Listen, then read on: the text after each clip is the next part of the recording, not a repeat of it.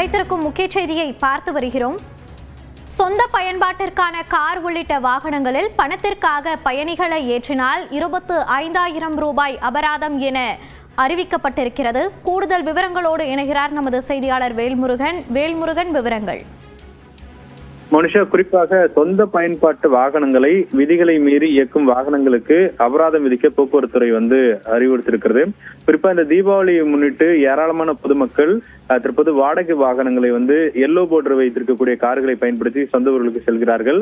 ஆனால் பல நபர்கள் விதிகளை மீறி ஒயிட் போர்டையே தற்போது பேசஞ்சர் வெஹிக்கிளாக தற்போது இயக்குவதாக, டாக்ஸியாக இயக்குவதாக தகவல்கள் கிடைத்திருக்கிறது.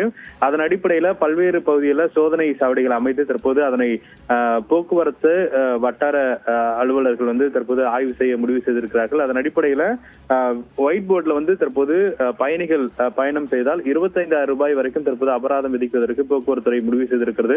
எனவே பொதுமக்கள் இதே போன்று விபத்துகள் ஏற்பட்டாலும் அவர்களுக்கான அந்த இழப்பீடு கிடைப்பதில் சிக்கல் ஏற்படும். அதே போல இன்சூரன்ஸ் உள்ளிட்ட பல பிரச்சனைகள் இருக்கும். எனவே தற்போது அதிகாரப்பூர்வமாக எல்லோ போர்டில் மட்டும் பயணிக்கும்படி தெரிவிக்கப்பட்டிருக்கிறார்கள்.